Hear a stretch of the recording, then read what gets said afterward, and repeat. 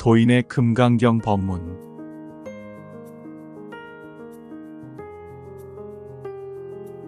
현재심을 살려라.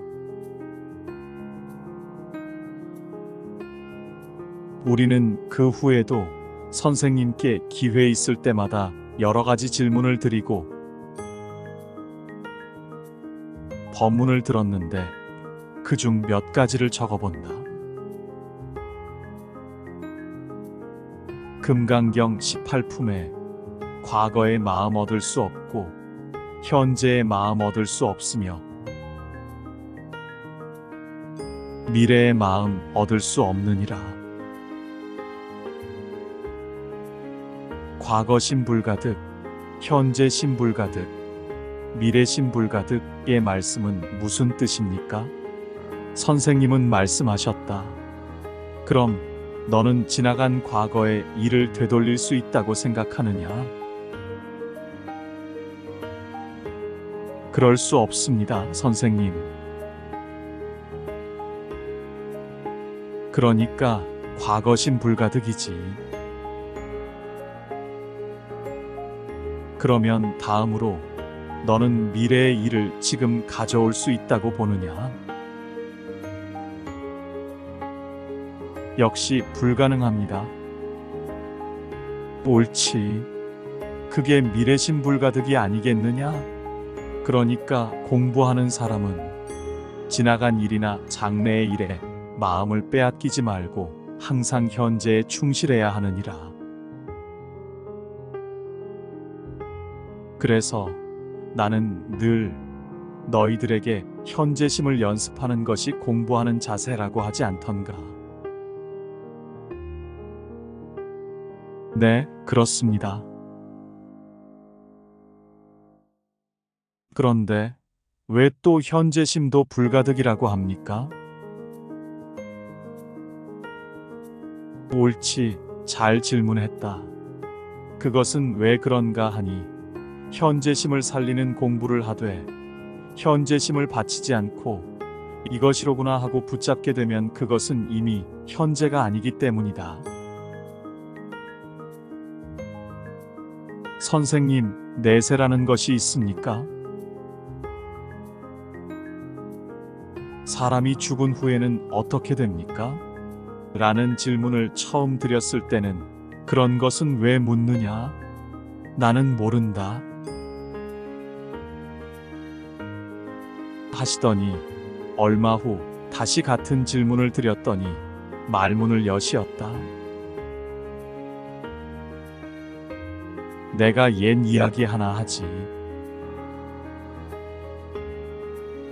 전에 오스트리아 비엔나에 주교 3사람이 있었는데 신을 받들고 남에게 내세에 관한 설교도 하면서 잘 지내고 있었으나 죽은 후에 어떻게 될 것인가에 대해서는 그중 아무도 스스로는 확신을 가질 수 없었다. 어느 날 3주교는 함께 사후의 문제에 관해 오랜 토론을 벌인 끝에 그 중에서 먼저 죽는 사람이 나머지 사람들에게 사후의 세계에 대해 알려주기로 약속을 했다. 얼마 후 그 중 한 사람이 죽었고 나머지 2사람은 죽은 동료가 사후 세계를 알려줄 것을 기다리고 있었다. 그러던 어느 날 드디어 약속대로 죽은 동료가 큰 벽거울 속에 나타났다. 그런데 거울 속에는 그 주교가 살아있을 때와 마찬가지로 다른 2 친구와 함께 사후 세계에 관해 토론하고 있을 뿐이었다. 무슨 말인지 알겠느냐? 네, 자기가 공부해서 터득하기 전에는 이론만으로 죽음에 대한 의문을 풀 수 없겠군요. 글쎄, 자꾸 바치는 것이 바쁜데 공부하는 사람이 그런 것 따지고 있을 겨를이 있겠느냐? 나는 또 견성에 대해서도 궁금하여 질문을 했는데 선생님은 그것도 처음에는 나는 그런 건 모른다. 그런 것은 몰라야 돼. 하셨다. 두 번째로 견성을 문의했을 때 선생님은 옛날 내가 금강산에서 공부할 때 산길을 가는데 기력 바위 위에 커다랗게 견성함이라고 써놓았길래 그런 게 있나 보다 했더니 오늘 내가 견성을 묻는구나 하실 뿐이었다. 나는 그 후 다시 기회를 보아 선생님, 견성이란 무엇인지 궁금합니다. 견성이란 제 성품을 본다는 것인데 자기 못난 모습을 본 것이 대단할 것도 없고 자랑스러울 것은 더욱 없지 하셨다. 선생님은 금강경 제오품의 사구계를 가끔 인용하셨다. 내가 생각할 수 있는 모든 것은 다 거짓말이다. 그리고 그게 다 거짓말인 줄 알 것 같으면 부처님의 마음을 알 수 있을 것이다. 이게 무슨 말인지 알겠느냐? 잘 모르겠습니다. 잘 몰라? 그럼 이건 무슨 뜻이지? 하고는 선생님은 시 한 구절을 천천히 인용하셨다. 매화가지 위에 밝은 달이 걸렸는데 매화를 보고 나니 달은 이미 간 곳 없네. 역시 무슨 뜻인지 잘 모르겠습니다. 그래, 앞에 말과 같은 뜻인데 모른다는 게 정직하지. 억지로 알려고 하지 말고 자꾸 받쳐라.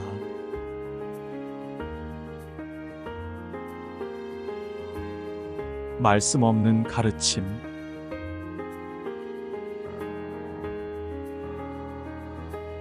선생님의 법문은 그 자리에서 문맥을 내 나름대로 이해할 수 있는 내용이 있는가 하면 형이한 내용인데도 듣고 있을 때는 전혀 그 뜻을 알 수 없는 경우도 많았다.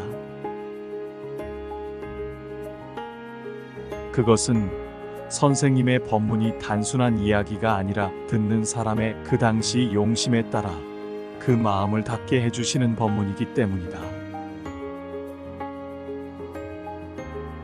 그래서 어떤 법문은 선생님 앞을 물러나 집에 돌아오는 길에 터득이 될 때도 있고, 때로는 몇 달 또는 몇 년 후 우연한 계기를 만나 그 뜻이 사무쳐 느껴오는 경우도 있다. 또한 전혀 기억할 수도 이해할 수도 없는 법문이 있는가 하면 기억은 하되 이해할 수 없는 말씀도 있어 다만 듣는 사람의 정도에 따라 그 일부만을 이해할 뿐이다. 선생님은 어느 때는 세계의 움직임을 손안에 넣고 보듯이 국제 정세를 강의해 주시는가 하면 또 우리들을 히말라야 정상에서부터 브라마푸트라강, 인더스강, 벵골만, 메콩강, 티베트 등으로 안내해 주시고 데바다따와 문수보살의 이야기에서부터 스탈린과 메가더의 일화를 인용하시는 등 세계의 지리와 역사에 관한 광범위하고 소상한 견문을 재료로 삼아 우리들을 깨우쳐 주셨다. 곤륜산 정상에서 날아서 인도양에 내려와 먹이를 찾는 큰 새의 생태와 백두산에서 날아 제주도 앞바다에서 먹을 것을 찾는 씩씩한 보라매의 이야기, 곤륜산에서 나는 보석과 약초에 관한 말씀 등 선생님의 법문이 세계는 바다와 같았고 그 맛은 정말 일미였다. 우리는 공부를 계속하면서 선생님의 가르침이 그 말씀뿐만 아니라 표정과 제스처 그리고 하시는 일에서도 나타나고 있음을 느끼게 되었다. 선생님은 어느 때는 전혀 모르는 사람을 대하시는 듯이 무관심하신 것 같이 보이는가 하면 우리들이 각각 어떤 문제를 가지고 있으며 현재 무슨 생각을 지니고 있는가를 환히 알고 계시면서 적절한 기회에 우리 스스로가 바른 길을 터득할 수 있도록 지도해 주셨다. 소사로 신혼여행을 갈 무렵인 1974년 말경부터 선생님은 소사에 계신 때보다 아현동 아파트에 기거하시는 때가 많아 우리 부부는 소사를 끝까지 지키고 있던 이병수 씨에게 물어 아현동으로 선생님을 찾아뵙기 시작하였다. 내가 당시 칠독을 습관화할 만큼 열심히 공부해서 그런지 아현동에서 선생님은 일요일마다 찾아뵙고 법문을 청하는 날을 은근히 북돋아 주시고 기운을 불어넣어 주셨다.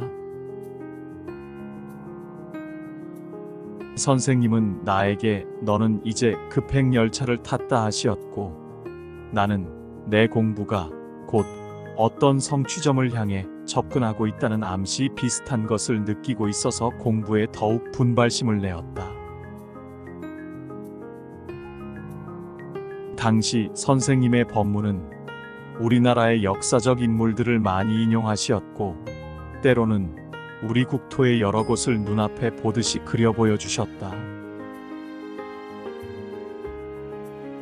선생님은 아산만을 이야기하시다가 곧 개성으로 무대를 옮기시고 다시 평양을 거쳐 신의주로 나아갔다가 훌쩍 압록강을 넘어 만주 길림성부로 그리고는 봉천, 지금의 심양까지 진출했다.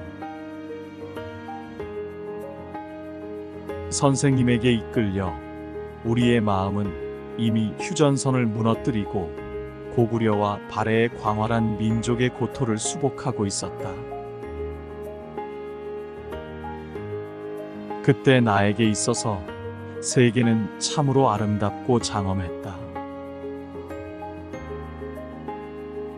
금강경을 읽고 아침 산책을 나설 때면 몸과 마음이 다 함께 쇠락하고 어떠한 우주의 신비라도 터득할 것 같았다. 나는 나의 공부가 상당한 정도에 도달했다고 자부하고 있었고 공부가 좀 되었다 하면 그것이 곧 치심, 어리석은 마음이라는 선생님의 법문을 입으로만 되뇌었지 실제로는 그것이 무엇을 의미하는지 몰랐던 셈이다.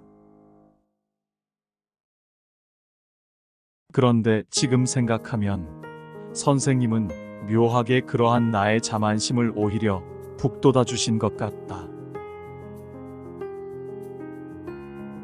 아현동으로 찾아뵙기 시작한 지 3개월쯤 지났을 때 선생님은 법문 도중에 깔고 계시던 방석을 내어주시면서 나에게 앉기를 권하셨다. 그 다음 일요일에 뵈었을 때는 더욱 잘 대해주시고 물러나올 때는 이제 다 되었다 하시면서 깍듯이 나에게 일어나시어 격려를 하시는 것이 아닌가. 나는 황송하게 생각하면서도 내가 선생님의 법을 전수받은 것으로 생각하게 되었고 이제 더 이상 선생님을 배울 필요가 없다고 은근히 자만했다. 그런데 그 다음 일요일 나는 무언가 좀 미진하다는 마음이 들었다. 좀 더 확실하게 선생님으로부터 인가를 받아야겠다고 생각했던 것이다. 그날은 유난히 햇빛이 쨍쨍한 날이었다. 나는 아내와 함께 다시 선생님을 찾아뵈었다. 선생님은 온돌방 아랫목에 매트리스 같은 것으로 조금 높여진 침상에 있는 방석 위에 정좌하셨고 우리는 예를 마친 다음 선생님을 향해 자리를 잡고 앉았다. 선생님은 몇 가지 말씀을 하시고는 나에게 질문을 하셨는데 나는 퉁명스럽게 모릅니다 하고는 그 후부터는 부동의 자세로 침묵하고 있었다. 선생님은 이 사람 봐라 하시더니 함께 간 아내에게는 나가 있도록 분부를 내리셨다. 아내가 나간 다음 방에는 나와 선생님 단둘이 마주 앉아 있게 되었다. 곧 선생님은 침상에서 성큼 내려 나에게 뚜벅뚜벅 걸어오시더니 바른 편 손을 내려 나의 정수리를 가볍게 잠시 눌러주시고 방문을 열고 나가셨다. 혼자 남은 나는 곧 성큼 일어서 선생님이 앉으시던 방석 위에 선생님처럼 정좌를 하고 앉았다. 조금 후 방문이 열리더니 선생님이 들어오시어 대뜸 이놈아, 네가 왜 거기 앉았느냐? 하시더니 나를 끌어내리려 하셨고 나는 반사적으로 선생님을 떠밀었다. 침상 아래 나의 측면으로 비켜 앉으신 선생님은 몇 번 원을 세워주셨고 나는 나대로 원을 세웠다. 선생님은 빙긋이 웃으시며 그래 가지고 제도가 되겠니 하시고는 다시 방을 나가시어 한동안 있다가 이번에는 검은 보따리를 가지고 들어오셨다. 나는 무엇인가를 나에게 주시는 줄 알았다. 그러나 선생님은 그것을 풀어 그 속에 호로병을 꺼내어 소변을 보신 다음 나를 향해 누우셨다. 그 모습은 꼭 그림에 서본 부처님의 열반상을 닮으셨다. 그 후 6년 후인 1981년 가을 한강반도 아파트에서 실제로 선생님이 열반하신 모습을 배웠는데 꼭 이때와 같았다. 한 5분쯤 지난 후 선생님은 방에서 나가시고 다시 나 혼자 있게 되었는데 이때 방문이 열리며 정 여사님이 들어오셨다. 정 씨는 선생님이 쉬시지도 못하게 이게 무슨 짓이요 하는 말씀에 나는 조금 정신이 들어 어쩔 수 없이 방에서 나왔더니 선생님이 양복을 입으시고 소사로 가신다고 아파트 계단을 내려가시는 것이 보였다. 나는 그래도 선생님을 따라가야겠다 생각되어 급히 뒤를 따랐다. 아래층 수의실에 이르러 선생님은 수의실 문을 여시더니 수의에게 나를 가리키며 저 사람이 자기 마음이 답답하니까 나를 못살게 굽니다 하셨다. 나는 다시 한번 정신이 번쩍 들어 집으로 도망치듯 돌아왔다. 아내는 먼저 와 있었다. 밖에서 기다리고 있었더니 선생님이 나오셔서 먼저 돌아가라고 하셨다는 것이다. 일어난 사건을 이야기하고 이제 다시는 선생님께 못 가게 되었다고 했더니 아내는 어쩐지 최근 당신의 태도가 이상하더니 일을 저질렀군요. 그러나 그럴수록 공부하고 선생님을 찾아가 사죄를 드리고 용서를 받아야지. 그렇지 않으면 정말 지옥에 떨어질 것이요 했다. 나는 그 말을 옳게 여겨 다음 일요일이 돌아오기를 기다리며 속죄의 마음으로 정진을 했다. 며칠이 지난 후 어느 날 새벽 금강경을 서너 번 읽고 잠시 깜빡 졸았던 것 같은데 나는 어린애가 되어 누워 계신 큰 모습의 선생님의 가슴 위에 있었다. 그이는 갑자기 어린애인 나의 발목을 잡고 번쩍 치켜들더니 손가락을 세워 나의 엉덩이에 갖다 대었다. 그 순간 나의 온몸은 황홀한 기쁨에 오랫동안 휩싸였다. 깨어나니 온몸에서 도끼가 빠진 듯 심신이 상쾌했다.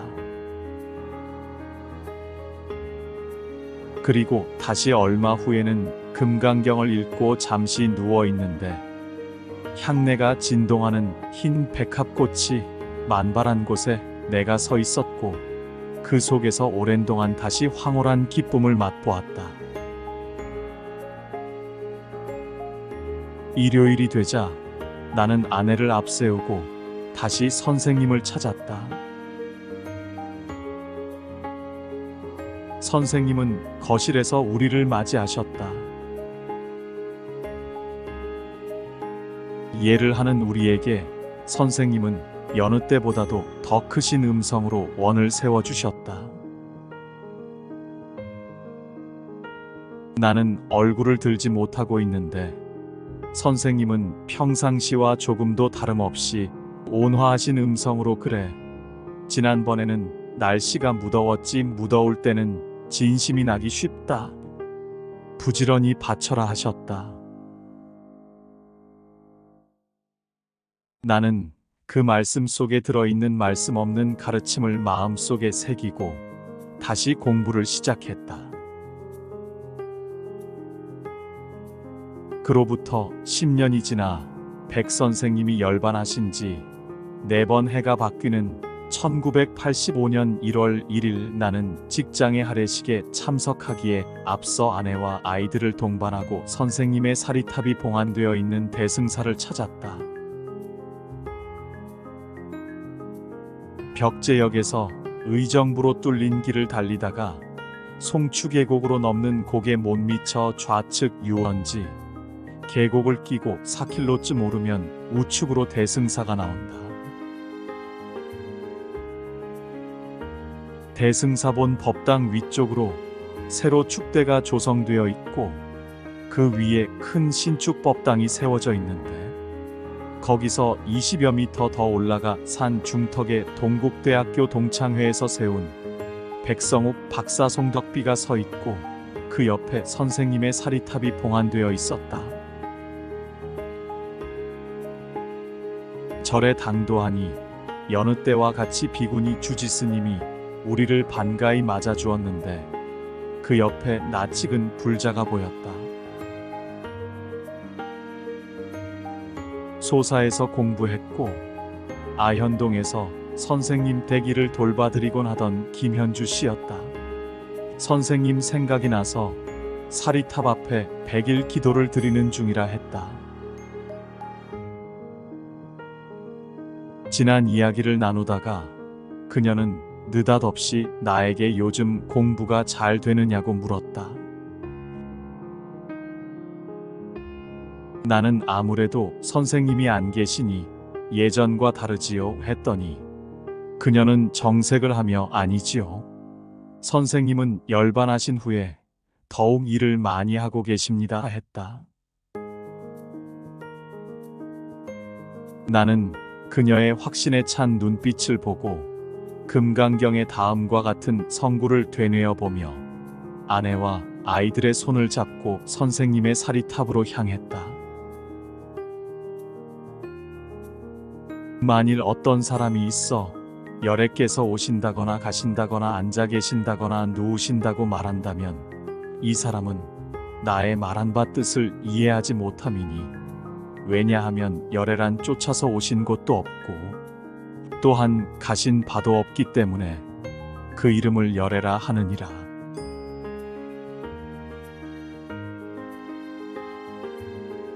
금강경 제29품